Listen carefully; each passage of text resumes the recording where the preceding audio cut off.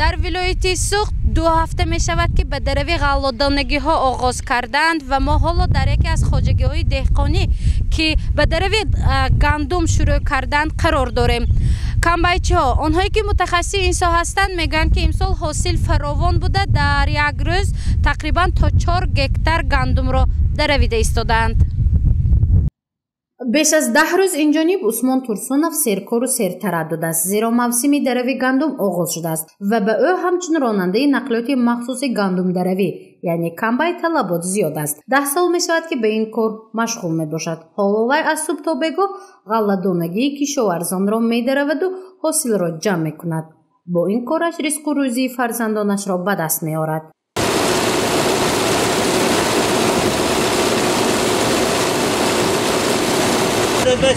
4 گکتار 5 گکتار همین گندم این سال به خیلی بعضی جای آبی نخستر جای لالمه اخته نخ شدگی نیه. خدا و شکر میشه.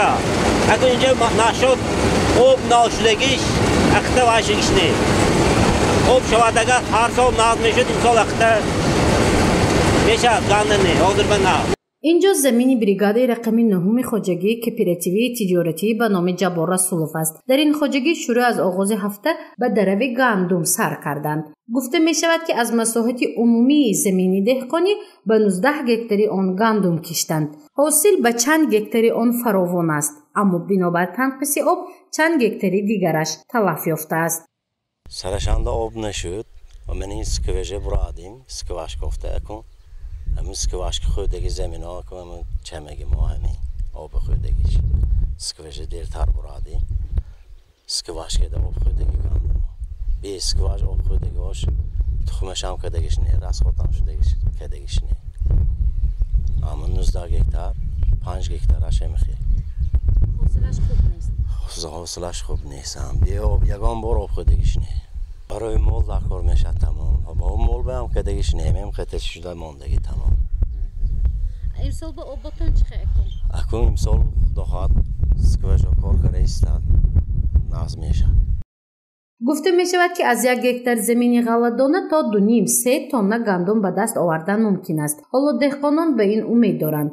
در همین حال از سراستی کشاورزی ولایت سوق میگویند که الکی بیش از 16% میدان کشتی گندم درویده شده است و این کار با مرام جریان دارد. باید قید نمود که کارکرد کمباین ها در شهر ناحیه‌هایی که دروی غله گذرانده شده است از 150 تا 160 ماشین های کمباین درو کارکرد ایستاده‌اند. استحصال غله باشد 33745 تن می باشد. این از همه زمین ها می باشد، لالمی و آبی. حاصلناکی آن باشد تقریبا از زمین 23 تا 24 سنتیمتر می باشد. از آن جمله از زمین های آبی همگی 32770 تن استحصال غله شده است که حاصلناکی آن نزدیک 24 سنتیمتر می باشد، 24-25 سنتیمتر می باشد. غله‌دانگی ها این ناحیه باباجان غفورov، دیوشتیج، استراوشان، کانیبادام، مسجا، پنجکند، شهرستان و جبار رسولوف می باشد. در میدان های غله وی ساختار به قید گرفته نشده است. برای پیشگیری از ساختار همه خواجگی های ریاست های کشاورزی شهر و ناحیه خواجگی داران را برای پیشگیری از ساختار توصیحات داده ایستاده‌اند. در ولایت سوخت سال روان در میدان بیش از 89000 گکتار گندم کشتند. طبق معلومات فوری همه روزه تا 950 گکتار دروی غله گذرانده شده است. از اول موسم تا امروز باشد 14480 گکتار گندم درویده شده حاصل به دست آمده است که این همگی قریب 17% را تشکیل می دهد. موسمی به دست آوردن حاصل آغاز گردید و آن تا آخر ایون ادامه می کند. گزارش مفتونشکر و نعیم جان ایوبوف برای برنامه اطلاعاتی خبر.